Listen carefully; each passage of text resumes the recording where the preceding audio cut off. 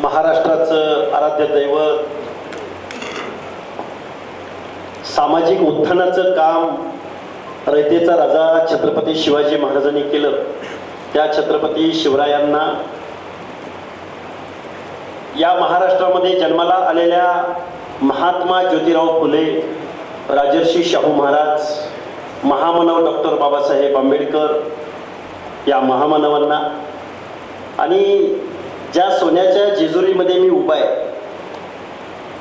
त्या जेजुरीचं संवर्धन करणाऱ्या, उत्तरेमधली एक लढाई जिंकल्यानंतर पहिल्यांदा मला मल्हारी मार्तंडाला भेटायला जायचंय अशी भावना असणाऱ्या होळकरांच्या सर्व राजा सरदारांना, मग महात्मा बसवेश्वर आहेत, संत गाडगे बाबा आहेत, ज्यांनी स्वतःचा राज्याभिषेक या जेजुरी गडावर केला ते नरवीर राजा उमाजी नाईक आहेत. तुमच्या आमच्यामध्ये जन्माला आलेली सर्व माणसं, बहुजनांमध्ये जन्माला आलेली सर्व माणसं, सर्व माणसांना, सर्व प्रेरणा पुरुषांना विनम्र असं अभिवादन करतो. मी बोलणारच आहे. प्रत्येक महामानवाचं नाव आता आपल्या 450 जाती आहेत. नवनाथजी, तुम्ही हा दसरा मेळावा इथं घेतलेले आहात. हा दसरा मेळावा खऱ्या अर्थानं हा बहुजनांचा दसरा मेळावा होतोय, कारण या विचार मंचावरती सर्वजण उपस्थित आहेत. ऍडव्होकेट मंगेश ससाणे साहेब उपस्थित आहेत, बापूरावजी सोनवलकर उपस्थित आहेत, आमचे सहकारी, जुने सहकारी. आज ते इथं विचार मंचावर बघून एवढा कॉन्फिडन्स वाढला आमचा. महाराज शिवानंदजी हैबतपुरे साहेब,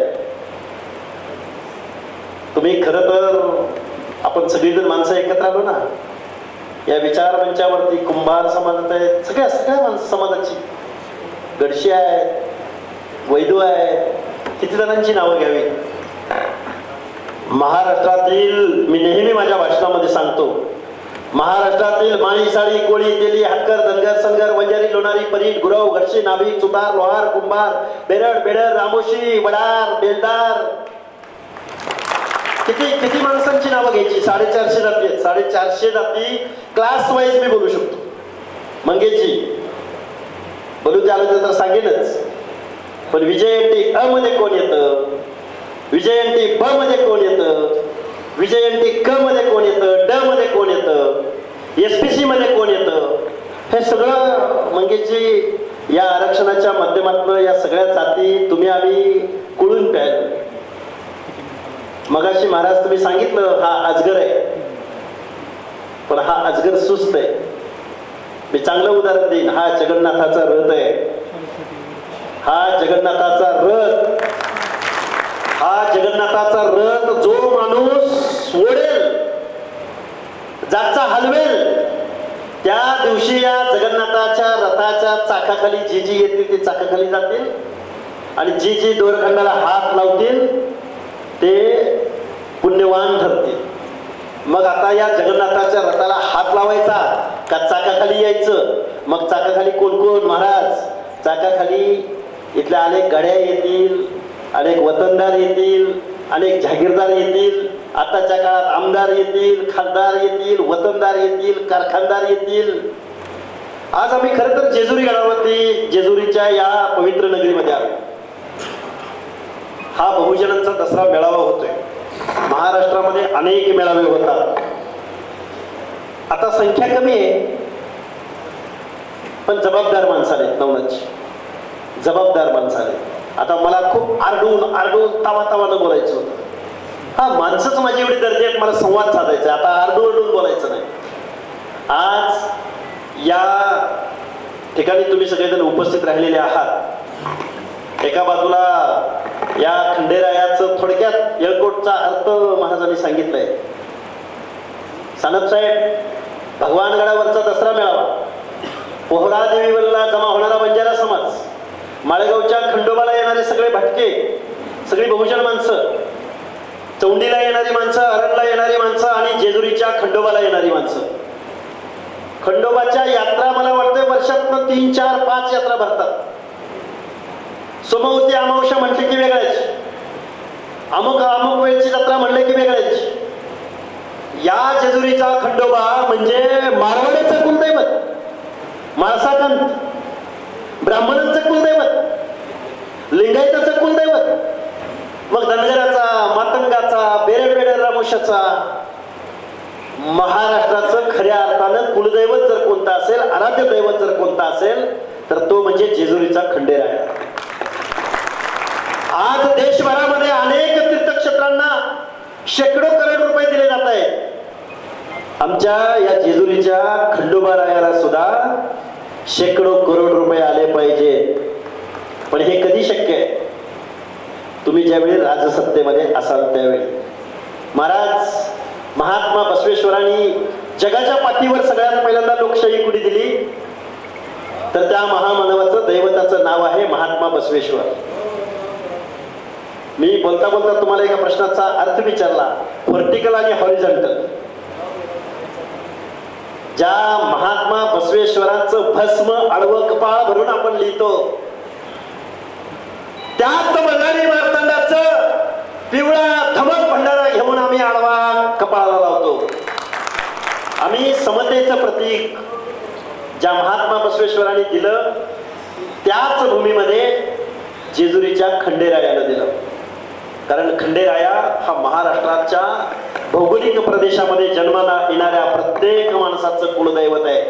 कोण मिथ्स मानतं, कोण आख्यायिका मानतं, कोण दैवत मानतं, कोण इतिहास पुरुष मानतं. जेजुरीचा खंडोबा हा महाराष्ट्रामधल्या प्रत्येक माणसाच्या नसानसामध्ये आहे. आता मग आज दसरा मेळावा आहे. दसरा मेळाव्याच्या निमित्तानं बोलावं लागेल. आता मी इतिहासावर बोलणार नाही, मला आताच्या परिस्थितीवर बोलायला आवडेल. कारण माझी गोची अशी झाली की इतिहासावर बोलायचं, माझ्या मल्हारी मार्तंडावर बोलायचं, खंडात तलवारीवर बोलायचं, का माणसांच्या मनामध्ये ऊर्जा निर्माण करायची. अरे माणसं आज जर इथं एखादी अमावस्या असते तर माणसं किती आली असते जेजुरीमध्ये? एक अमावस्या बोलतोय मी, यात्रा तर बोलतच नाही. या महाराष्ट्रामध्ये तुमच्या आमच्या जत्रा लाखांच्या भरतात. मग ती आरेवाडीच्या बिरोबाची असो किंवा आमच्या वीरची असो किंवा बाबीरबुवाची असो, जत्रा लाखांच्या भरतात. पण बहुजनांची जत्रा जोपर्यंत आझाद मैदानावरती, जोपर्यंत शिवाजी पार्क वरती तुमच्या आमच्या हक्क अधिकाराची जत्रा जोपर्यंत भरणार नाही तोपर्यंत तुम्हाला आम्हाला कोणीही मोजणार नाही. ते बघा, काल परवा आमचा सहकारी थोर विचारवंत प्रकांड पंडित, शिक्षणाच्या 5-50 डिग्र्या घेतलेला मनोज जरांगे काय बोलला माहिती का काल परवा? अश्लील हावभाव करून. आता मी माझ्या जेजुरी गडामध्ये उभा आहे, मला त्याचं ते हावभाव तुम्हाला दाखवायचे नाही. तो म्हणला आम्ही मोजित नाही, म्हणा त्याला मोजित नाही. तुम्ही ज्या दिवशी आम्हाला मोजचाल ना त्या दिवशी तुम्ही वाहून जाताल, वाहून. गावातला एक सरपंच सुद्धा तुमचा व्हायचा नाही, एक सरपंच. कारण महात्मा ज्योतिराव फुले आम्हाला कळले नाही. नवनाथजी महात्मा कायम चालू ठेव ना, ते काळजी करू नका, चालूच राहू महात्मा ज्योतिराव फुले म्हणायचे, सत्य वाचून सकळ कळा, झाल्या अवकळा. तुमच्या आमच्यावरती ही वेळ का आली? सत्य वाचून सकळ कळा, झाल्या अवकळा. शिक्षणाच्या बाबतीमध्ये काय म्हणायचे? आता हे म्हणाल तुम्ही, हे सर आम्ही वाचलंय, हे आम्ही ऐकलंय, हे आम्ही सुविचारात बोललोय, पण ते प्रत्यक्षात कधी येणार? विद्येविना मती गेली, मतीविना नीती गेली, नीतीविना गती गेली, गतीविना वित्त खचले. काय वित्त गेले? वित्ताविना शूद्र खचले. इतके अनर्थ एका अविद्येने केले. कधी कळतील हो महात्मा ज्योतिराव फुले तुम्हाला मला? ज्या दिवशी महात्मा ज्योतिराव फुले कळतील ना. एक उदाहरण सांगतो तुम्हाला. या भारत देशाला स्वातंत्र्य द्यायचं होतं. इंग्रजांचं राज्य या देशावरती होतं. महाराज इथले संस्थानिक म्हणजे आताचे आमदार, खासदार, जागीरदार, वतनदार, कारखानदार, दरकदार आहेत ना, या सगळ्यांचे पूर्वज संस्थानिक ज्यांनी 400-500 वर्षाचं लिटरेचर या महाराष्ट्रामध्ये डॉमिनंट कास्ट म्हणून, राज्यकर्ती जमात म्हणून इथल्या बहुजनांवरती ज्या लोकांनी शोषण केलं, त्यांचे वारस किंवा त्यांचे पूर्वज इंग्रजांना काय मागत होते माहिती आहे का महाराज? इंग्रजांना मागत होते आमची गडी टिकली पाहिजे, आमचा किल्ला टिकला पाहिजे, आमचं वतन टिकलं पाहिजे, आमचा राज्याभिषेक सोहळा टिकला पाहिजे, आम्हाला छत्रपती म्हटलं जातं, हे छत्रपती पद आम्हाला. अरे छत्रपती कुणाला म्हटलं गेलं? छत्रपती राजा शिवाजीला म्हटलं गेलं. रयतेचा राजा छत्रपती शिवाजी महाराजांना छत्रपती म्हटलं गेलं. ज्यावेळी रयतेचा राजा छत्रपती शिवाजी महाराजांना छत्रपती म्हटलं जात होतं, त्यावेळी हे छत्रपती पद दुसरं कुणाला लावलं जात होतं का? त्या शब्दाचा हाव आणि आदर किती मोठा आहे. ज्या रयतेचा राजा छत्रपती शिवाजी महाराजांच्या स्वराज्यासाठी 18 पगड जातीच्या माणसाने जीवाची कुर्बानी केली.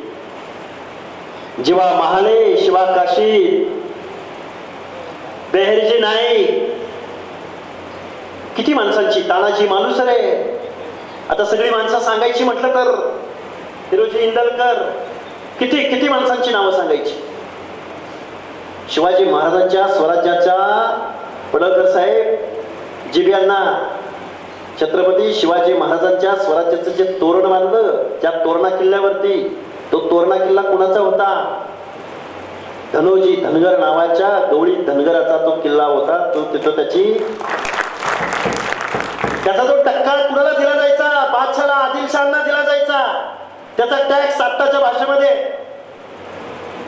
तो धनोजी धनगर म्हणला छत्रपती शिवाजी महाराजांना. आता ही इतिहासात नाही, इतिहासाच्या पानावर तुम्हाला ते बघायला मिळणार नाही.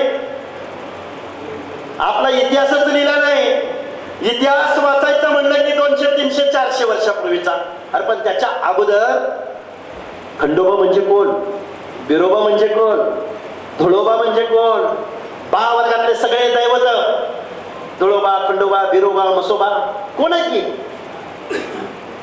ही कोण आहे? ज्यावेळी लिहायचा शोध लागला नव्हता, ज्यावेळी संसाधनं नव्हती, त्यावेळी दैवताच्या रूपानं इथल्या गावगाड्यावरती अधिराज्य गाजवणारी माणसं कोण होती? आता महाराज इतिहासावर बोलावं का परत कशावर बोलावं? मानवशास्त्रावर बोलावं, आरक्षणावर बोलावं का राजकारणावर बोलावं का समाजकारणावर बोलावं का शिक्षणावर बोलावं, कशावर बोलावं? या महाराष्ट्रामधल्या सगळ्या लोकांना माझं सांगणं आहे, आपला इतिहास जाज्वल्य आहे, आपला इतिहास खूप मोठा आहे. मला इथं येण्याच्या अगोदर मला काही लोकांनी सांगितलं की जेजुरी मधलं होळकरांचं चिंचेचं बन कुठं आहे, होळकरांच्या इस्टेटी कुठं आहे. माझ्यावरती नेहमी झगडे साहेब, माझ्यावरती आरोप केला जातो की लक्ष्मण हाके नेहमी पवार कुटुंबियावरती टीका करतो. होळकरांच्या या संस्थांच्या सगळ्या जमिनी, वतनांच्या जमिनी फक्त जेजुरी पुरता विचार करायचा झाला तर शरदचंद्रजी पवारांचे मानसपुत्र विजयराव कोलतेच्या संस्थेनं हडप केल्या. आता चिंचेचा तलाव तेवढा शिल्लक आहे, होळकरांचा वाडा तेवढा शिल्लक आहे, आणि जेजुरी गडावरचं फक्त त्या गडाच्या आतमधलं तेवढं शिल्लक आहे. बाकी सगळं आणि कोण आणि कुणाच्या जोरावर? ज्या माणसांना तुम्ही आम्ही आमदार खासदार केलं, ज्या माणसांना तुम्ही मुख्यमंत्री केलं,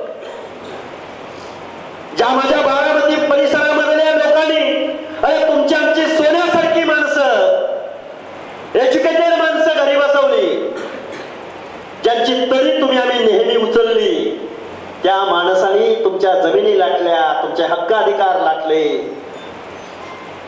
महाराष्ट्राच्या तिजोरीच्या चाव्या स्वतःच्या कबरेला ठेवल्या. त्या माणसांनी तुमचं आमचं आज रोजी ओबीसीचं आरक्षण संपवलंय. ओबीसीचं आरक्षण संपवलंय. मिळालं कधी महाराज? 93-94 ला. आणि गेलं कधी? 2004 ला. 2004 ला खऱ्या अर्थानं हे आरक्षण केलं. कधी केलं मंगेशजी? 2004 ला हे आरक्षण गेलं. कसं गेलं 2004 ला? नवनाथजी, एक दलिताचा मुख्यमंत्री या महाराष्ट्रामध्ये झाला, सुशील कुमार शिंदे नावाचा. अरे सुशील कुमार शिंदे नावाचा मुख्यमंत्री झाला म्हणून आपल्या विधानसभेचा मंत्रिपदाचा राजीनामा कुणी दिला तर स्वर्गीय आनंदराव देवकात यांनी दिला. एक दलिताचा मुख्यमंत्री होतोय, आपली जागा रिकामी करून दिली. तिथं सुशील कुमार शिंदे निवडून आले. मग सुशील कुमार शिंदे यांची जागा रिकामी झाली खासदारकीची. सुशील कुमार म्हणले आम्ही तुम्हाला खासदार बनवू. 2-4 महिन्यानं लोकसभेची निवडणूक झाली. आनंदराव देवकाते अधिकृत काँग्रेस राष्ट्रवादीचे उमेदवार. भाजपचा एकही सरपंच त्या भागात सोलापूर जिल्ह्यात नव्हता. त्या आनंदराव देवकातेंचा पराभव कुणी केला तर प्रतापसिंह मोहिते पाटील नावाच्या माणसानं शरद पवारांच्या सांगण्यावरनं कुणी पराभव केला. आता हे का सांगतोय मी? कारण त्याच सुशील कुमार शिंदेनी 2004 साली ओबीसी आरक्षण संपवण्याचा GR काढला की जो मराठा कुणबी आणि कुणबी मराठा एकच मानण्यात यावे आणि तिथं खरा खात झाला. काय झाला मंगेश ससाणे साहेब की कुणबी आणि मराठा एक समजण्यात यावे किंवा कुणबी आणि मराठा जर एकत्र शब्द आला तर त्याला कुणबी ठरवण्यात यावं की. आणि मग त्या एका GR द्वारे महाराष्ट्रामध्ये अनेक सर्टिफिकेट कुणब्यांची काढली गेली. आजपर्यंत अनधिकृतरित्या काढली जात होती. आत्ता काल परवा माननीय देवेंद्रजी फडणवीस साहेबांच्या सरकारनं जो GR काढला तो GR हा अधिकृत कुणबीकरणाद्वारे मराठा समाजाचं ओबीसी मधलं समावेशाचं ते पत्र आहे. हा काळा GR आहे, हा काळा कायदा आहे. आता ऐतिहासिक भाषेत बोलायचं म्हटलं, ज्या देवेंद्र फडणवीस साहेबांना, ज्या भारतीय नवनाची काळजी करू नका, टेन्शन घेऊ नका, आपण इथं सामाजिक न्यायाच्या भूमिकेसाठी बोलतोय. ज्या देवेंद्र फडणवीस साहेबांच्या पाठीशी या महाराष्ट्रामधल्या 18 पगड जाती ठामपणानं उभ्या राहिल्या. आमच्या वाड्यावरती, आमच्या वस्त्यावरती, आमच्या तांड्यावरती, आमच्या अलुत्याच्या घरामध्ये ज्या देवेंद्र फडणवीस साहेबांनी सांगितलं की ओबीसी आमचा DNA आहे, त्याच पक्षाच्या सत्तेमध्ये त्यांना एवढं लीन व्हावं लागलं, एवढं आगतिक व्हावं लागलं, एवढं लोटांगण घालावं लागलं की त्यांनी एक GR काढला आणि मराठा समाजाच्या ओबीसी मधल्या आरक्षणाच्या समावेशाला एक प्रेमपत्र माननीय देवेंद्र फडणवीस साहेबांच्या सहीनं 34 नापास माणसाच्या सांगण्यावरनं आज रोजी ओबीसीचं आरक्षण संपलेलं आहे. आता काही माणसं म्हणतात की आरक्षण कसं संपलं सर, कुठं संपलं सर? आपल्याला मिळतंय तर मग त्यांनाही मिळलं पाहिजे, माळ्याला मिळतंय तर त्यांनाही मिळलं पाहिजे, धनगराला मिळतंय तर त्यांनाही मिळलं पाहिजे, वंजाराला मिळतंय, बंजाराला मिळतंय तर त्यांनाही मिळलं पाहिजे. एक पवार नावाचा एक कोणतरी मुंबईमधला त्या कार्यक्रमाचा संयोजक काय वीरेंद्र पवार मंगेजी TV चॅनलवरती बोलत होतो. लोकांना समजलं पाहिजे, समजावून सांगितलं पाहिजे. जिबियांना तो पवार काय बोलला माहितीये का TV चॅनल बरोबर का जाहीररित्या? त्यावेळी ते अभ्यासक कोणते कोकाटे, अजून कोण कोण मंडळी होती, भानुसे, कोकाटे, स्वतःला विचारवंत समजणारी माणसं. तो काय बोलला माहितीये का पवार? म्हणला मी एक संस्था बघितली म्हणला मुंबईमध्ये आणि क्षत्रिय धनगर समाज असं त्या संस्थेचं लिहिलंय म्हणला. मग होळकर म्हणला दिल्लीवरती गेले होते म्हणला, मग हे लढवई नव्हते का? होळकर क्षत्रिय नव्हते का? आणि मग धनगराला आरक्षण मिळतंय तर मग आम्हाला का मिळत नाही? आता इथं तुम्ही सगळी जबाबदार माणसं आहात म्हणून मला या गोष्टी सांगाव्या लागतात. धनगराला काय बोलत? तुम्ही क्षत्रिय होता तर मग तुम्ही पण आमच्याप्रमाणेच ना, तर मग तुम्हाला मिळतंय आणि आम्हाला का नाही? याच्यावर उत्तर असं आहे नवनाथजी. मला वाटतं या जेजुरीचे माजी नगराध्यक्ष कुंभार साहेब आहेत उपस्थित. त्याच्यावरती उत्तर असं आहे, छत्रपती शिवाजी महाराजांच्या स्वराज्यामध्ये जीवाची कुर्बानी देणारे जीवा महाले, शिवा काशीद, बेहरजी नाईक, हिरोजी इंदलकर, तानाजी मालुसरे ही माणसं लढवय्या होती. या माणसांनी तलवार चालवली, या माणसांनी शिवाजी महाराजांसाठी जीवाची कुर्बानी दिली. या सगळ्या सरदारांना आज शिवाजी महाराजांच्या भाषेमध्ये सांगायचं म्हणलं तर शिवाजी महाराजांना मावळा म्हणत होते. मग हे क्षत्रिय होते का? कोण होते? आता यांच्याच भाषेमध्ये कोण होते? क्षत्रियच होते ना, होते की नाही? तानाजी मालुसरे क्षत्रिय होते की नाही? बेहरजी नाईक क्षत्रिय होते की नाही? जीवा महाले शिवा काशीत क्षत्रिय होते की नाही? होते की नाही? मग आता महाराज जीवा महालेच्या वारसदारांना जर दाखला काढायचा म्हणलं तर हिंदू नाभिक, होळकरांच्या वारसदारांना जर दाखला काढायचा म्हणलं हिंदू धनगर, जर तानाजी मालुसरेंच्या वारसांना दाखला काढायचा म्हणलं तर हिंदू महादेव कोळी. म्हणजे आमची जात लिहायची वेळ आली त्यावेळी आमच्या जाती आम्हाला चिकटल्या, आणि तुमची जात लिहायची वेळ आली त्यावेळी हिंदू मराठा. हे कसं काय बरं? या महाराष्ट्राच्या भूमीमध्ये हजारो वर्षाच्या कालावधीमध्ये ज्यांनी गावच्या पाटलापासून, गावच्या पॅनल प्रमुखापासून, गावच्या सोसायटीच्या प्रमुखापासून महाराष्ट्राच्या मुख्यमंत्री पदापर्यंत या महाराष्ट्रामधला मान सन्मान स्वाभिमान ज्यांनी स्वतःच्या हातामध्ये ठेवला, तीच माणसं आज म्हणायला लागलेत आम्ही मागास झालो, आम्ही मागास झालो. आम्हाला ओबीसीचं काय? ओबीसी म्हणजे हरी नरके साहेबांच्या भाषेत सांगायचं म्हणलं तर ओबीसी म्हणजे काय? ओबीसी हे नामकरण नाही, BC backward classes. Backward classes म्हणजे काय? मागास वर्ग. हिंदीमध्ये काय? पिछडा वर्ग. मग आता मागास वर्ग म्हणून जर आम्ही बलुते आलुते आणि भटक्या विमुक्त जाती जमाती असू,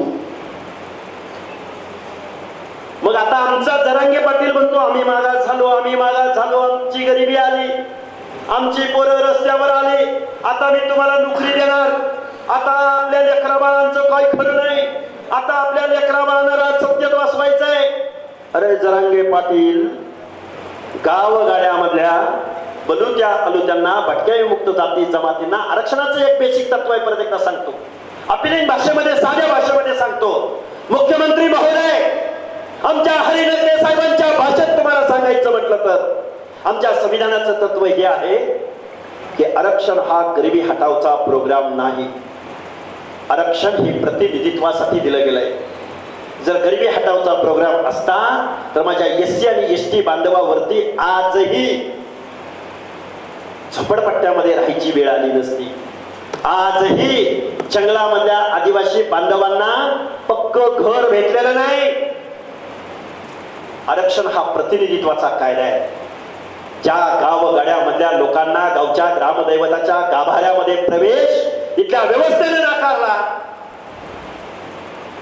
ज्या गावगाड्यामधल्या बलुत्याला अनुदाला त्याच्या व्यवसायावरनं त्याचा सामाजिक दुजाभाव झाला, ज्या माणसांच्या बाबतीमध्ये अरे एखादा कुंभाराचा माणूस असेल, 2025 साल आहे, एखादा नाभिकाचा माणूस असेल, एखादा गावगाड्यातला परटाचा माणूस असेल, आजही ज्या फुले शाहू आंबेडकरांनी या महाराष्ट्रामध्ये जन्म घेतला, या देशाला समतेचं तत्व दिलं, संविधान दिलं, कायदा दिला, मानवता दिली, बंधुता दिली, त्या फुले शाहू आंबेडकरांच्या महाराष्ट्रामध्ये नाभिकाला 1 लाख रुपयाची योजना आजपर्यंत इथलं गव्हर्नमेंट देऊ शकलं नाही. माझ्या धोबी परीख समाजाच्या माणसाला 1 लाख 2 लाख रुपयाची योजना आजपर्यंत इथलं सरकार देऊ शकलं नाही. आजपर्यंत कुंभार समाजाच्या माणसाला किती किती ब्रासला रॉयल्टी माफ आहे? कोण आहे का? आपला हे कुठे आहे? गणेश कुठे आहे? किती किती रॉयल्टी माफ आहे? 500 ब्रास. अरे काय उपकार, राजा उदार झाला आणि काय 500 ब्रासला रॉयल्टी माफ. मी खूप अतिशयोक्त म्हणून सांगत नाही बरं का. भटक्यांची काय परिस्थिती ते सांगतो थोडक्यात. महाराज, आमचं भांडवल काय? आमचा एखादा पोरगा इंजिनियर झाला, डिप्लोमा धारक झाला आणि बँकेत कर्ज मागायला गेला तर बँक त्याला पहिल्यांदा तारण मागते. एक भटक्या विमुक्ताचं पोरग बँकेमध्ये कर्ज मागायला गेलं, त्याला तारण विचारलं, त्या पोरानं तारण काय सांगितलं? पोरग शिकलंय, डिस्टिंक्शन मिळवलेत, मार्क्स चांगले मिळवलेत, म्हणला आड मेड आणि 12 खुट्ट. कळलं का? कुणाला कळलं का? गावाकडच्या माणसांना आड मेड आणि 12 खुट्ट. भटक्या विमुक्ताच्या पोराकडं तारण काय होतं बँकेत द्यायला? आड. आड म्हणजे त्या पालाचं आड, मेड म्हणजे इकडे एक मेडी आणि तिकडे एक मेडी. आड 2 मेडी आणि 12 खुट्ट हे माझ्याकडं तारण आहे. आणि हे तारण सस्टेन कसं आहे? उचल पाल आणि पुढच्या गावाला चाल. 10 ते 12 दिवसाच्या पलीकडं आजही आम्हाला गावच्या एखाद्या गावामध्ये 12 दिवसाच्या पलीकडं राहण्याचं परवानगी नाही. आला तुम्ही म्हणाल काय बोलतोय, कसलं बोलतोय? हे झालं भटक्याचं, हे झालं बलुत्या आलुत्याचं. आणि ही माणसं सामाजिक न्यायाच्या प्रतीक्षेमध्ये आहेत. मग आता तुमच्यामध्ये भांडण लावलं जातं. जरांगे नावाचा माणूस म्हणतो माळ्याने खाल्लं, धनगरांनी खाल्लं, वंजाऱ्यांनी खाल्लं, बंजाऱ्यांनी खाल्लं, मायक्रो घटकापर्यंत पोहोचूच दिलं नाही. माझ्या इथं बलुत्या आलुत्यामधली सगळी माणसं इथं उपस्थित आहेत. मला यांना जबाबदारीनं सांगायचंय, नवनाथजी तुम्ही माणसांनी पुढे येऊन पर्याय दिला नाही म्हणून या माणसांना अशी भाषा सुचते. अरे गावाला आलुता बलुता मायक्रो घटक आहे म्हणून त्यांना नाही मिळालं आजपर्यंत बेरेड रामोशाचा एकही आमदार महाराष्ट्राच्या विधानसभेत अथवा विधान परिषदेत गेला नाही.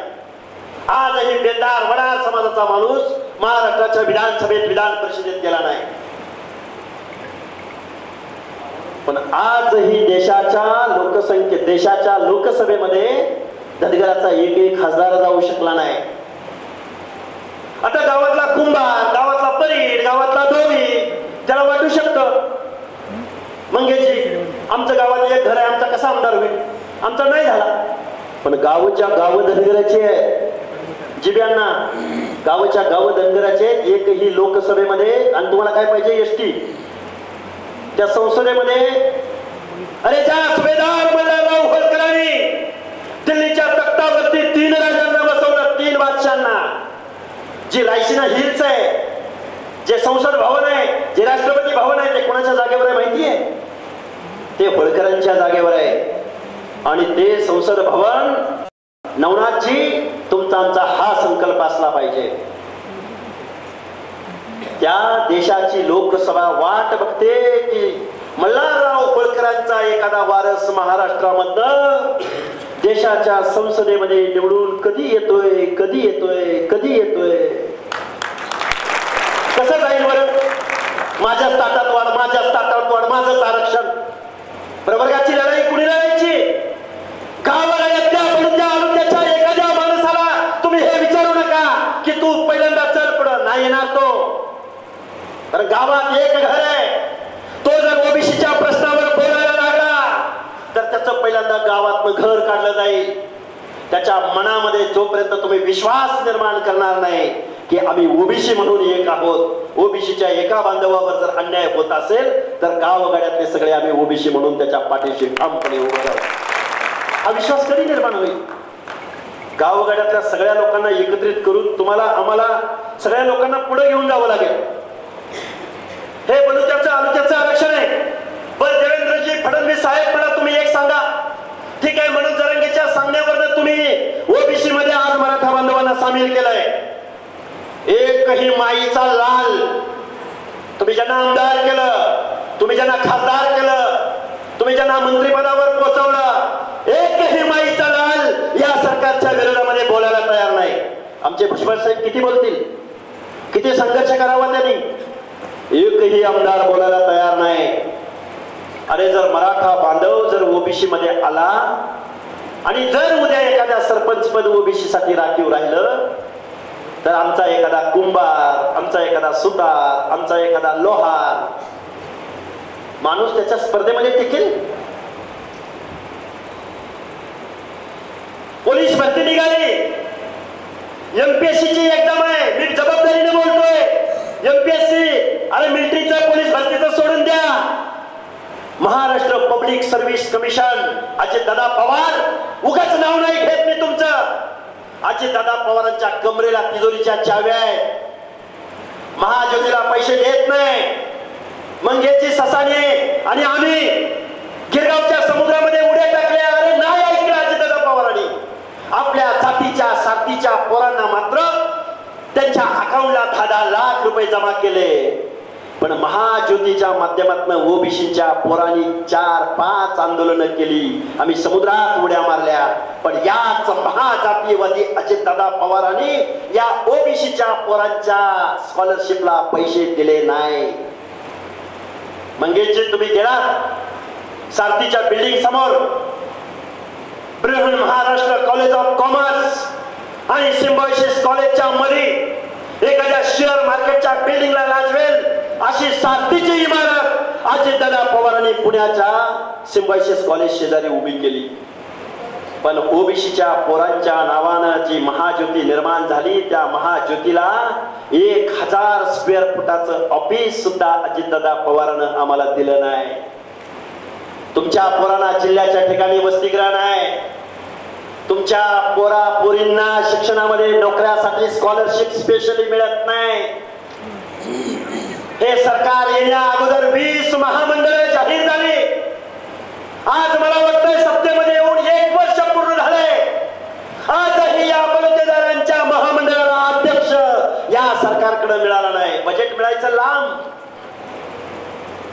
महाराष्ट्राचं सानप साहेब जिब्यांना तुम्ही कायदा जाणणारी माणसं आहात. महाराष्ट्राचं यावर्षीचं बजेट हे 7 लाख करोडच्या आसपास आहे.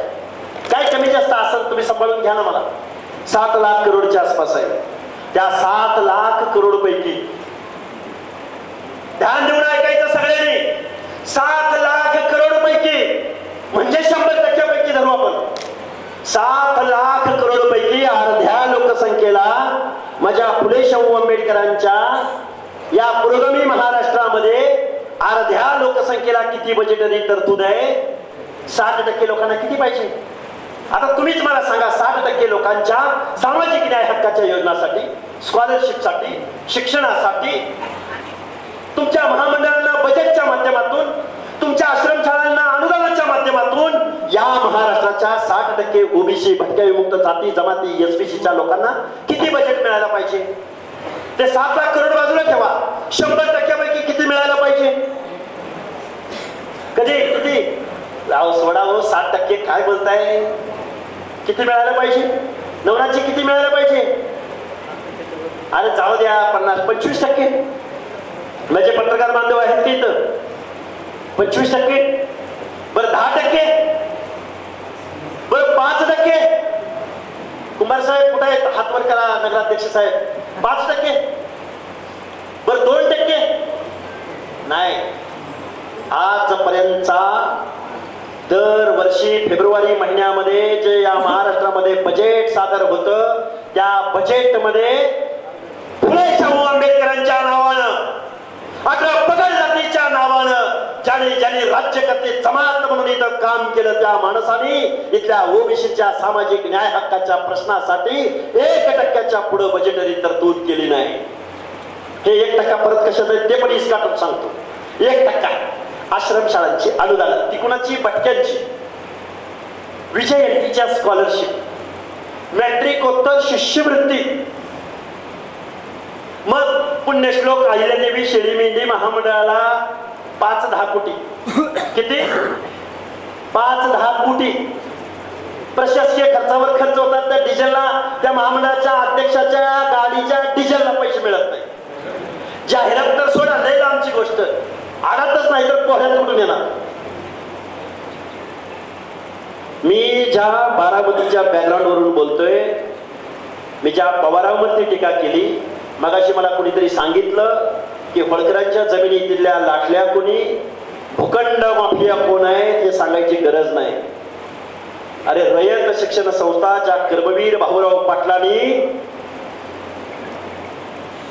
शोषिताच्या, वंचिताच्या, पीडिताच्या, दीनदलिताच्या घरामध्ये शेवटच्या घटकामध्ये माझ्या शिक्षणाची गंगा पोहोचली पाहिजे म्हणून या महाराष्ट्रामध्ये एक जैन समाजाचा माणूस, उच्चवर्णीयामधला माणूस दीनदलिताच्या घरामध्ये शिक्षणाची गंगा घेऊन जात होता. त्या माणसाची संस्था म्हणजे रयत शिक्षण संस्था. त्या रयत शिक्षण संस्थेचा बायलॉज असा होता की रयत शिक्षण संस्थेचा अध्यक्ष या महाराष्ट्राचा मुख्यमंत्री जोही कोणी असेल तो या महाराष्ट्राचा मुख्यमंत्री या रयत शिक्षण संस्थेचा अध्यक्ष असेल. जिबियांना तुमच्या बारामतीच्या पवारांनी कर्मवीर भाऊराव पाटलांच्या रयत शिक्षण संस्थेच्या बायलॉज मध्ये खाडाखोड केली आणि रयत शिक्षण संस्थेचे हयात अध्यक्ष कोण झाले तर शरदचंद्रजी पवार. वाईट वाटतं मला या वयात त्यांच्यावर टीका करायला, पण आता टीका कुणावर करायची? कुणावर करायची टीका? जाचकावर करायची, शितोळेवर करायची, कुणावर करायची? जे सत्तेत बसते त्याच्यावरच करावं लागेल ना. कारण तुम्ही लढाईचं विसरून गेला, तुम्ही ओबीसी बांधवांना एकत्र करायचं विसरून गेला. तुम्ही पंक्तीला बसून माझ्या ताटात वाढ, माझ्या ताटात वाढ, माझ्या नवनाचे नाही. पंक्तीला बसलोय तर पंक्तीमधल्या शेवटच्या घटकापर्यंत डॉक्टर बाबासाहेब आंबेडकरांनी सुग्रास असा स्वयंपाक बनवलाय. तो स्वयंपाक आहे. आपण पंक्तीला बसलो गावात, जोपर्यंत शेवटच्या माणसाच्या ताटामध्ये जोपर्यंत वाढप्या पोचत नाही तोपर्यंत आपण जय हरी विठ्ठल म्हणत नाही.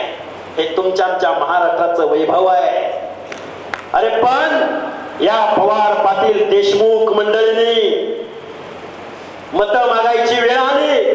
फुले शाहू आंबेडकरांचा महाराष्ट्र, मतं मागायची वेळ आली आणि तुम्ही आणि गुलामी रक्तात पिंजली. तुम्ही होळकर विसरले, तुम्ही महात्मा ज्योतिराव फुले विसरले, तुम्ही डॉक्टर बाबासाहेब आंबेडकर विसरले आणि तुम्ही दादा अंत पोत्यावर बसलं होतं. दादा अंत वालगाला अंत आणि खाली पोत्यावर बसून जेवून गेलं. साहेब अंत आणि मला कारखान्याचं काय केलं? चेअरमन नाही बरं का, संचालक केलं, संचालक केलं. अरे काय गुलामी, किती गुलामी. तुम्हाला काय तुमच्या हातात दिलंय? आम्हाला आरक्षण द्या आणि आम्हाला आरक्षण द्या, आम्हाला आरक्षण द्या आणि आम्हाला आरक्षण द्या. तुम्ही 50-60% आहात. तुम्ही मायक्रो नाही, तुम्ही मेजर आहात. डॉक्टर बाबासाहेब आंबेडकरांना जातीची संघटना करता आली असती ना. बाबासाहेबांनी क्लास निर्माण केले, class. OBC, SC, ST, VJNT. का हो, बाबासाहेबांना जातीच्या संघटना निर्माण करता आल्या नसता का? आणि बाबासाहेबांना स्वतःच्या जातीपुरतं काही करता आलं असतं का? नसतं का हो? 18 पगड जातीच्या हिताची भाषा ज्या महामानवानं या भारत देशामध्ये बोलली, त्या महामानवानं तुम्हाला सांगितलं होतं राज्यकर्ते जमात बनायचंय, तुम्हाला शासनकर्ते जमात बनायचंय. असंच सांगितलं का शासनकर्ते जमात बनायला? कारण महामानव डॉक्टर बाबासाहेब आंबेडकरांनी तुमच्या आमच्या मताला लाख मोलाचा अधिकार दिला. गावातल्या ऊसतोड मजुराच्या, मेंढपाळाच्या मताला जेवढी किंमत, तेवढीच टाटा, बिर्ला, अंबानीच्या मताला सुद्धा तेवढीच किंमत. अरे गावगाड्यामध्ये जर तुम्ही आम्ही सगळे एकत्रित आलो, क्लास म्हणून एकत्रित आलो, संविधानाचं संरक्षण करायचं असेल, तुमचा आमचा प्रतिनिधी महाराष्ट्राच्या विधानसभेत जायचा असेल, लोकसभेत जायचा असेल आणि तुम्ही जर एकत्रित आला तर जरांगे नावाचा चौथी नापास माणूस माझ्या बाबासाहेबांच्या संविधानाला चॅलेंज करू शकला असता का? तुम्ही आता परत एका विषयाकडे तुम्हाला, काल परवा सुप्रियाताई सुळे उत्कृष्ट संसदपटू, मी त्यांना उत्कृष्ट संसदपटू म्हणत नाही, मी त्यांना निकृष्ट संसदपटू म्हणतो. निकृष्ट. शरद पवार साहेबांच्या घरात जन्माला आल्या आणि सोन्याचा चमचा घेऊन खासदार झाल्या आणि आम्ही येड्या गबाळ्यांनी मतदान केलं. रांगा लावून लावून लावून आमच्या गावातनं लीड का माझ्या बूथमधनं लीड, माझ्या वार्डातनं लीड का माझ्या, नाही नाही नाही नाही, 10 आलं तर राव, आमच्या चुकीचं झालं तर काय होईल? अरे वाघासारखी माणसं तुम्ही, वाघासारखी माणसं, गावच्या गाव तुमची. अरे तुम्ही एकत्रित आला ना, आता काय बोलावं, किती बोलावं? विजयादशमीचा कार्यक्रम आहे. त्या सुप्रियाताई सुळेंनी काल परवा उत्कृष्ट संसदपटू म्हणून ज्यांना पुरस्कार मिळाला त्यांनी आरक्षणाबद्दल अक्कल पाजळली. तुम्ही आरक्षणाकडे काय भावनेनं पाहता? सुप्रिया सुळे आदल्या दिवशी बोलल्या आणि महाराष्ट्राचा उपमुख्यमंत्री अजितदादा दुसऱ्या दिवशी बोलला की आरक्षण मला आर्थिक कारणावरून मिळावं. मला कशावरून? आर्थिक, गरीबाला आरक्षण मिळावं. अरे गरिबी येती जाती, पण एखादा बेरड समाजाच्या घरात पोरगा जन्माला आला आणि त्याने करोड रुपये जर कमवलं तर त्याची जात जात नाही. एखाद्या माझ्या नवबौद्ध समाजातला तरुण कलेक्टर झाला आणि घरावरचं पत्र काढून त्याने स्लॅब टाकला तर त्याची जात नाही, कलेक्टर झाला तरी. अरे हाय रे, सरकारचा जावई आहे, आरक्षणाच्या माध्यमातून कलेक्टर झालंय. जात ही जन्मानं येते, जात आमची जन्मानं येते. शेकडो वर्ष आमच्या जन्माला आमची जात चिकटली आमच्या माणसानं जीव दिला तर बहेरची नायकाच्या जीवा महानेच्या वारसांना इथल्या या व्यवस्थेनं कधीही सरदार मानलं नाही, रॉयल्टी दिली नाही, एखादं गाव वतन दिलं नाही, त्याला कधी दसरा मेळाव्यामध्ये मान सन्मान दिला नाही. कोल्हापूरला पण दसरा मेळावा होतो ना, तानाजी मालुसरेंच्या वारसांना बोलवलं जातं का? बहुजनांची भाषा तुम्हाला मला बोलावी लागल. हे संविधान सांगतं. काय सांगतं संविधानामधलं प्रियांबल? काय सांगतं? We the people of India, आम्ही भारताचे लोक. ससाणे साहेब, अरे आर्थिक नियोजन भरपूर झाली ना, हजारो. आणि परत ते बघा नितीन गडकरी पण बोलले काल आर्थिक निकषावर. अरे जातपात संपली असं वाटतं का? किती जात वर्चस्वाच्या भावनेतून तुम्ही बोलता. मुख्यमंत्री महोदय, आम्हा बहुजनांनी तुम्हाला खूप मोठ्या जबाबदारीनं आम्ही तुम्हाला मुख्यमंत्री पदावर बसवलं. पण मुख्यमंत्री महोदय, हे वाक्य ध्यानात ठेवा. मुख्यमंत्री महोदय, अजूनही आमचा तुमच्यावर विश्वास आहे, पण आता इथून पुढे हे वाक्य आम्ही परत उच्चारणार नाही. मुख्यमंत्री महोदय, जरांगे नावाच्या चौथी नापास माणसाच्या सांगण्यावरनं मुख्यमंत्री महोदय तुम्ही ओबीसीची मसलत बुडवली. तुम्ही ओबीसीचं आरक्षण संपवलंय, एका जिहाच्या माध्यमातून संपवलंय. आता वकील साहेबांनी सांगितलं, एखाद्या माणसाकडे कुणब्याचं सर्टिफिकेट मिळत नाही, पुरावा मिळत नाही, तर गावातील एखाद्या माणसाकडं जर कुणब्याचं सर्टिफिकेट असेल आणि त्यानं जर ऍफिडेव्हिट दिलं तर त्याला सर्टिफिकेट द्या. काय सांगतो जिहाचा अर्थ? गावातील कुळातील, परत कुळातील एखाद्या माणसाकडे. आता कुळ कुठनं शोधायचं? कुठनं शोधायचं कुळ? झगडेसाहेब, कुळ शिवाजी महाराजांचा राज्याभिषेक करायचा होता, गागा भट्टांनी कुळ कुठून शोधून आणलं? काशी विश्वेश्वरकडून कुठनं वरनच कुळ शोधून आणलं? कुळ कुठलं? अरे जम्मू काश्मीर पासून कन्याकुमारी पर्यंत मौर्य कुळ आहे. मग आता कुळातल्या एखाद्या माणसाकडे सर्टिफिकेट असल्यावर अख्ख्या कुळातल्या माणसाला सर्टिफिकेट द्यायचं? हे झालं कुळ, गावकी आणि पुन्हा काय नातेसंबंध. एखाद्या मुलानं आंतरजातीय विवाह केला, तो उच्चवर्णीय बरोबर केला, तर त्या उच्चवर्णीय मधल्या सगळ्या लोकांना सर्टिफिकेट द्यायचं? काय चाललंय? आंधळं दळतंय आणि कुत्रं पीठ खातंय. मुख्यमंत्री महोदय, एवढा बेजबाबदार, बेसुमार, घटना विरोधी, ओबीसीचं आरक्षण संपवणारा जिहाल तुम्ही काढाल असं ओबीसींना अपेक्षित नव्हतं. आम्ही तुमच्या मागं आलो याचा अर्थ असा नव्हे की तुम्ही आमचं आरक्षण संपवावं. आता परत एकदा सांगतो, उद्या पंचायत राजच्या निवडणूक आहे, आम्ही लोक रस्त्यावर फिरतोय. ससाणे साहेब, तुम्ही आम्ही आमदार खासदाराची पोरं जरूर नाही, तुम्ही आम्ही गाववर्गातली शोषिताची वंचिताची भाषा बोलतोय. आता पंचायत राजमध्ये काय होईल? कुंभार साहेब नीट ध्यान देऊ नये का? 56,000 जागा तुमच्या चॅलेंज झालेत. आज प्रत्येकानं कुणबी सर्टिफिकेट काढलंय. पूर्वी निवडणूक व्हायची एका ओबीसी विरुद्ध दुसऱ्या ओबीसीची, माळे विरुद्ध धनगराची, धनगराविरुद्ध कुंभाराची, कुंभाराविरुद्ध नाभिकाची, नाभिक म्हणजे ओबीसी म्हणा, पडला तरी ओबीसी आणि आला तरी ओबीसी. आता ही येणारी निवडणूक मूळ ओबीसी विरुद्ध बोगस ओबीसी, कुणबीकरणाद्वारे आलेला. आणि पुन्हा काय होणार ते सांगतो. पुन्हा होणार असं बोगस कुणबी विरुद्ध बोगस कुणबी. आणि तुम्ही जो खरा ओबीसी आहे तो 3ऱ्या क्रमांकाला, 4थ्या क्रमांकाला, 5व्या क्रमांकाला. म्हणजे ओबीसीचं आरक्षण आज रोजी संपलेलं आहे, हे मला तुम्हाला जबाबदारीने सांगायचंय. आम्ही गावगाड्यातली पोरं आहे, आम्ही माणसं बघत नाही. 500 माणसं आलेत का, 1000 आलेत का? आता मराठवाड्यामध्ये आमचे सानप साहेब इथं बसलेत, बारगजे साहेब वगैरे, आमचे उघडे साहेब, सगळी मंडळी इथं बसलेत.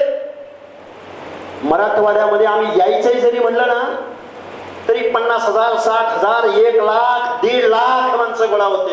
एका गावात जायचं म्हणलं तर गावात घराला कडी कुलपं घालून, लेकरा बाळा सहित, पाया बापड्या सहित, कास्ता घालून माझ्या माता भगिनी पड पावसात आमच्या आंदोलनाला आणि सभांना मेळाव्यांना येतात.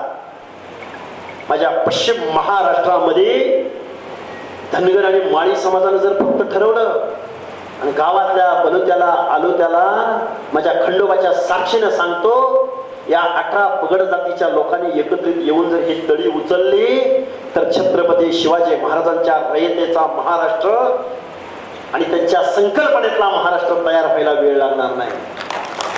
तर तुम्ही म्हणाला की लय मोठं बोलतंय, लय मोठं बोलतंय, कोणाच्या जीवावर बोलतंय, कशाच्या जीवावर बोलतंय?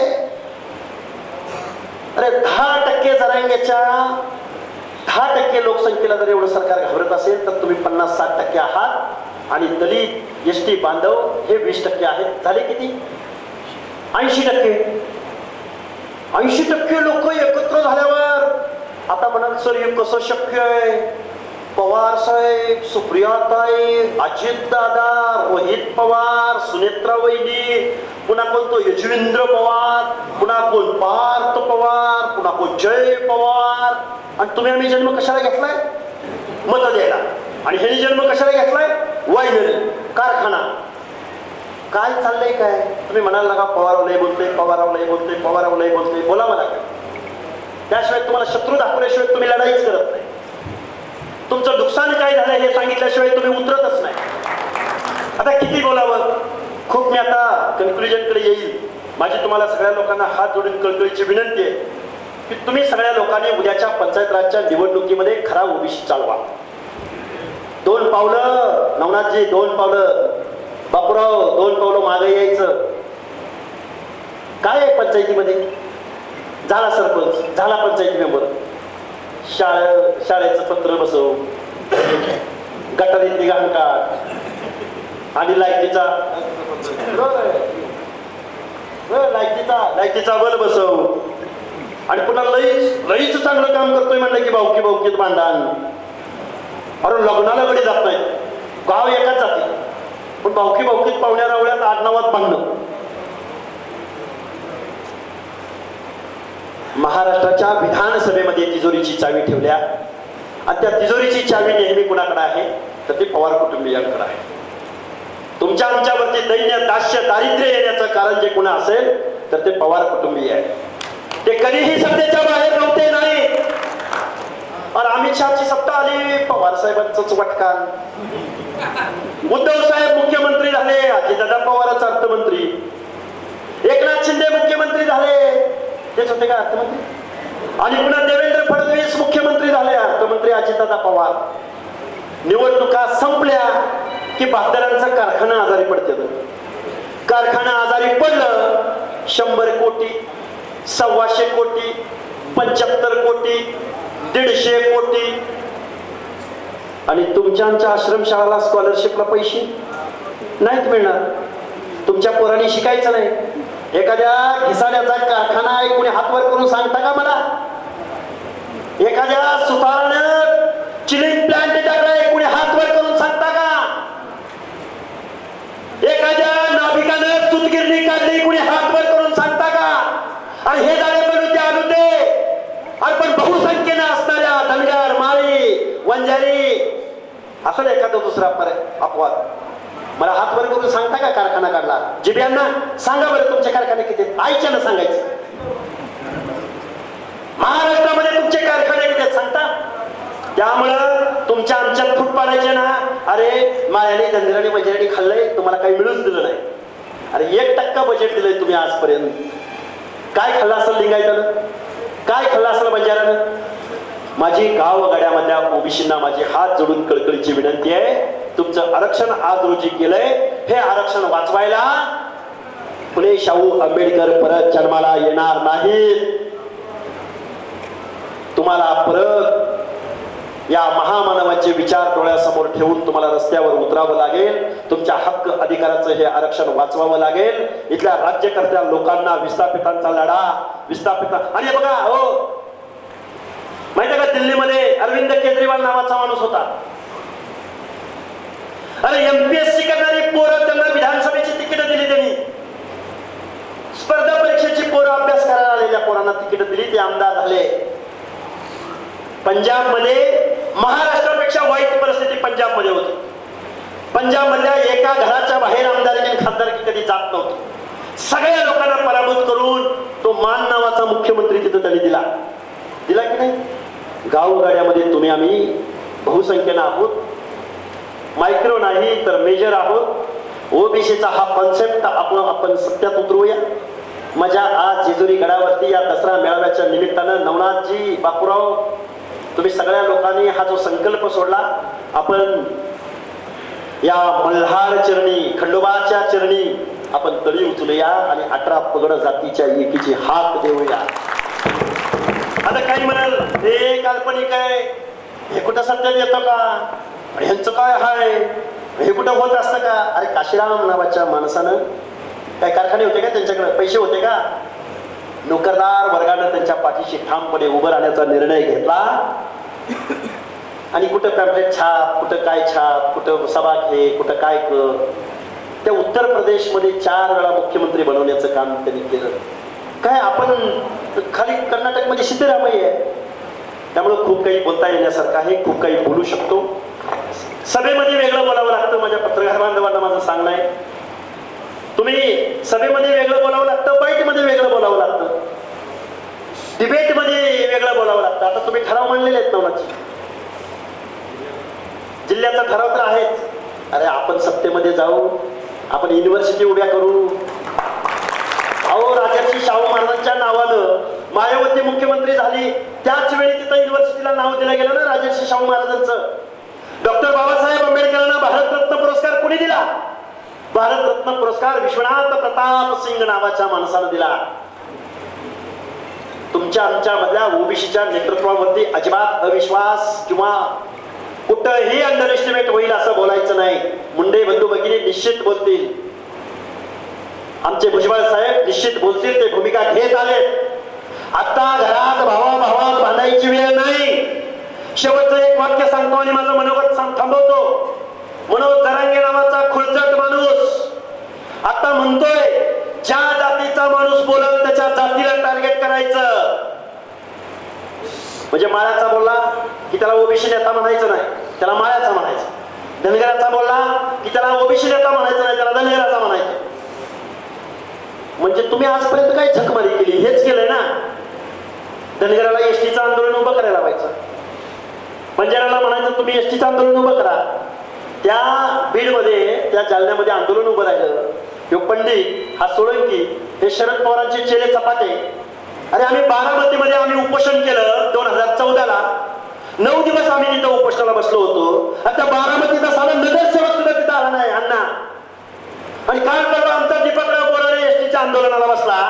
त्यांच्या आमदारांचे खासदारांचे रांग लागली, रांग. काय पाहिजे दीपकराव, कसं करायचं दीपकराव, आम्ही तुमच्या पाठीशी आहे. अरे तुम्ही आजपर्यंत आमच्या बापजाऱ्यांच्या, आमच्या हक्काधिकारांचं, आमचं शोषण तुम्ही केलं, त्यावेळी तुमचा आमचा प्रश्न तुम्हाला दिसला नाही. आता ओबीसी मध्ये फूट कशी पाडायची? धनगराला वेगळं पाडायचं, बंजाराला वेगळं पाडायचं. भुजबळ साहेबांना शिवाय दिले की भुजबळांना वेगळं पाडायचं. बाबांनो, आता जाती जातीमध्ये भांडायची वेळ नाही. आता पातीसाठी भांडायचं, आता कास्टसाठी भांडायची वेळ नाही. आता ओबीसी क्लाससाठी भांडावं लागेल. डॉक्टर बाबासाहेब आंबेडकरांच्या स्वप्नामधलं तुमच्या आमच्या सर्वांच्या हक्क अधिकाराचं संविधान वाचवावं लागेल. खूप काही बोलता येण्यासारखं आहे. तुम्ही सर्व लोकांनी शांत चित्तानं आमचं मनोगत ऐकून घेतलं, त्याबद्दल मी तुमचा आभार व्यक्त करतो. आणि जाता जाता सांगतो की इथं सर्व प्रवर्गातली लोक आले. इथं खडशी समाजाच्या लोकांनी आमचा सत्कार केलाय, इथं कुंभार समाजाच्या माणसाने आमचा सत्कार केलाय, इथं वैदू समाजाच्या माणसाने आमचा सत्कार केलाय. मग इथं बसलेले आमचे शिवानंद जे आहेत, आमचे मंगेशराव जे आहेत, सगळी माणसं आहेत. आता नाव कोणाची नाहीत बरं का लिहिलेली, तुम्ही कुणी राग मानू नका. 18 पगड जातीचा खऱ्या अर्थानं हा जेजुरीच्या सोनेरी नगरीमध्ये आत्मभान देणारा, स्वाभिमान जागृत करणारा, बाबासाहेबांचं संविधान आणि निवडणुकीमध्ये तुमची आमची वृत्ती, तुमची आमची दिशा कशी असली पाहिजे हे वास्तव आम्ही तुमच्या समोर मांडण्याचा प्रयत्न केलाय. शेवटी बाबासाहेब म्हणले होते, हे संविधान जर योग्य माणसाच्या हातात गेलं तर परत भारत देश नंदनवन होईल. पण हेच संविधान जर जातीयवादी लोकांच्या, पाहुण्या रावळ्यांच्या हातामध्ये गेलं तर इथल्या दीनदलितावरती, ओबीसी वरती परत भीक मागायची वेळ येईल, असं डॉक्टर बाबासाहेब आंबेडकरांना म्हणायचं होतं. आता इथल्या राज्यकर्त्या लोकांनी तुमचं आमचं काय केलंय हे तुम्हाला आम्हाला सगळं माहिती आहे. तुम्ही सगळ्या लोकांनी शांत चित्ताने बोलायचं होतं वेगळंच बरं का. लय इतिहास सांगायचा होता, गुंतरसोन थायमर सांगायचा होता, पण खूप पशुपालकांनी काय केलं ते सांगायचं होतं, संस्कृती सांगायची होती, भव्य मेळावा. अहो पुढच्या वर्षीचा मेळावा दसऱ्याचा हा सभागृहात नाही, पुढच्या वर्षीचा मेळावा हा चौकात पालखी मैदानावर, आणि पालखी मैदानावरची जागा पुरी पडणार, स्क्रीन लावावी लागणार. अरे जेजुरीच्या खंडोबाच्या नगरीमधला हा मेळावा आहे असा तसा अजिबात नाही. तुम्ही ज्या उमेदीनं हा कार्यक्रम घेतला, तुमच्या बरोबरच्या सगळ्या सहकार्यांना अभिवादन, आभार मानतो त्यांचं. आणि हा ओबीसीचा लढा असाच चालू राहील. मंगेशजी, ठामपणानं आपल्याला पुढे जायचंय. आपलं जनरेशन एक आहे, त्यामुळं अरे महाराष्ट्र म्हणजे काय आम्ही सांगू.